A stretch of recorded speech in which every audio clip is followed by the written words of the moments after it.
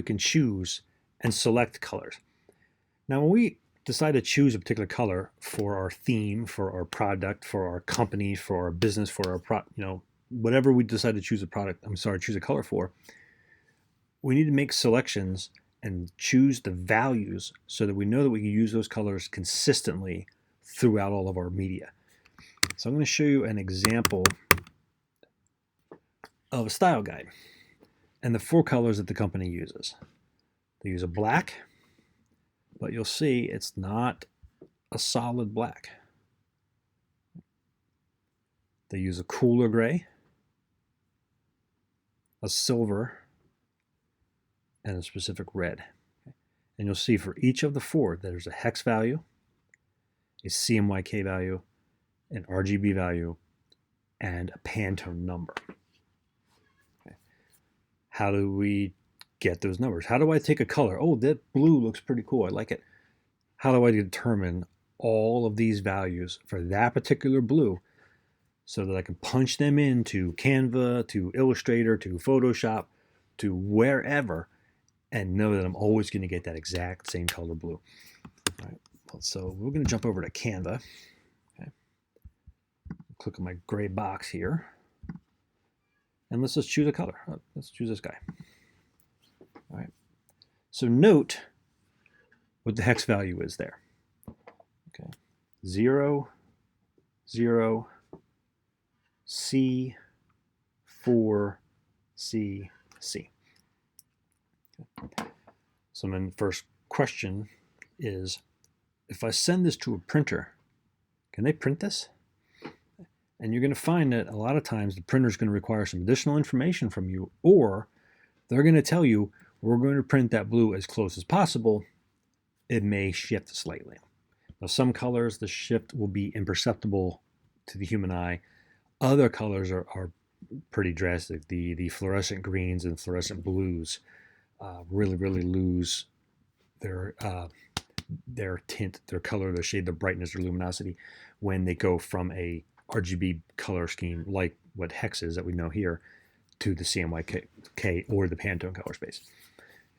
But let's work with this. So we've got that much information so far. Here's our hex value that we like. Okay. There are websites, they are in the class notes, where I can type in a hex value to get my CMYK value. So I'm going to type in that 0, 0, C, 4, C, C. You guys see any problems with that?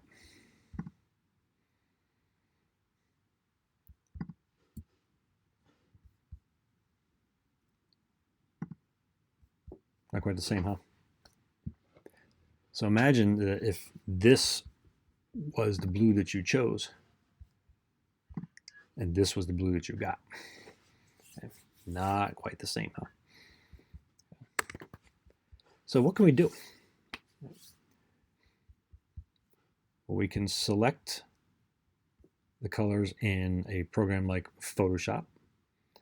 We can look at examples of colors online. There are numerous online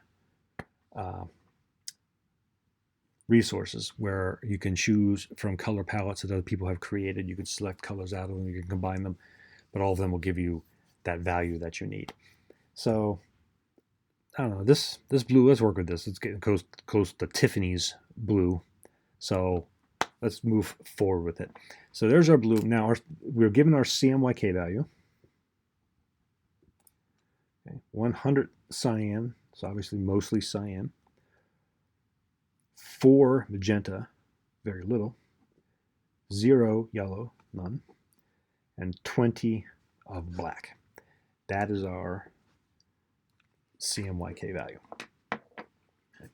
How do I get the RGB value? Well, this particular tool, I can go CMYK to RGB. I can go RGB to hex. Right. Let's do the CMYK to RGB because I now know my CMYK values.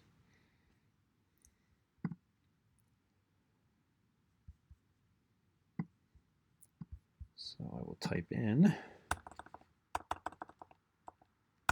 100 cyan, 4 yellow, 0 magenta, and 20 black.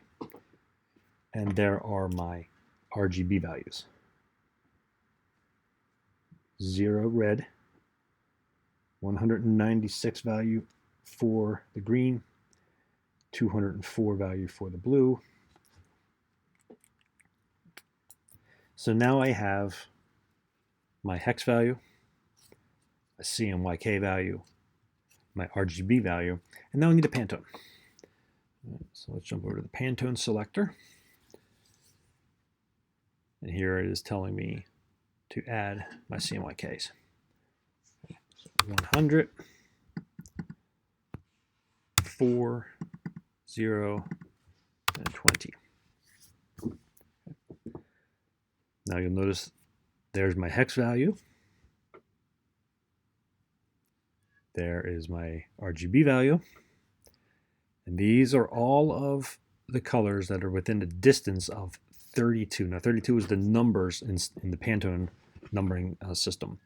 I can drop that down to 16 and see how many we get. So there's our closest match. Pantone 3115C.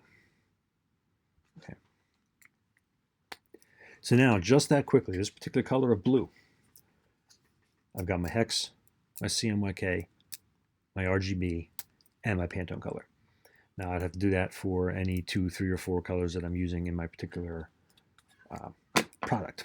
Okay. Now, what if I had really wanted that blue that we chose earlier? Let's go back to Canva. I don't want that Tiffany blue. I want this blue. I really want this blue. Okay. So what I can do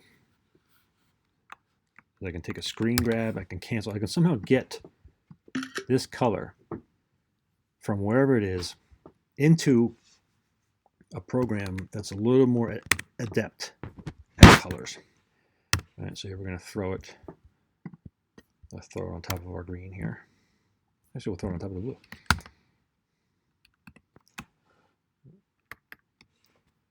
So I'll sample it, get rid of it.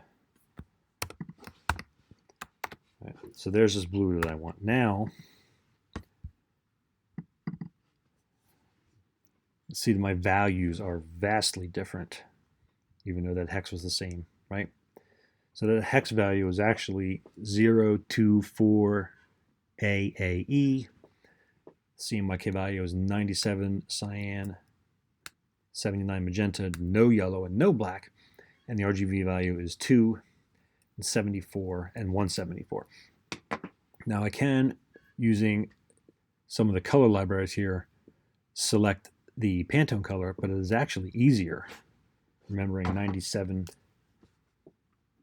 79, 00, to go back to that colors chooser and type in my new values. 97, 79, 00. The closest color is a distance of 69. So it's not a great color that close to the blue, but you'll see 69 colors, actually in this case 80 color numbers in Pantone is quite a spread. There are a lot of colors in there, so I can get pretty close. So I could choose one that I think, again, the Pantone colors didn't match so well because this blue is a little bright. Okay, so I'm going to go with this one. So I'm going to go with 2387. This is going to be the closest Pantone color to that blue that I selected. Okay. But that's a quick rundown. The links for these particular websites are in the class notes. So if you need to choose colors, which you may have to choose colors for the final project, you'll be able to submit, as part of the final project, the style guide. In the style guide, you will have any of your colors that you use in your designs consistently, your logo colors and your text colors, font colors, etc. You're going to have all 4 values displayed: your cyan, your CMYK, your RGB, your hex, and the closest Pantone color to the colors that you've chosen.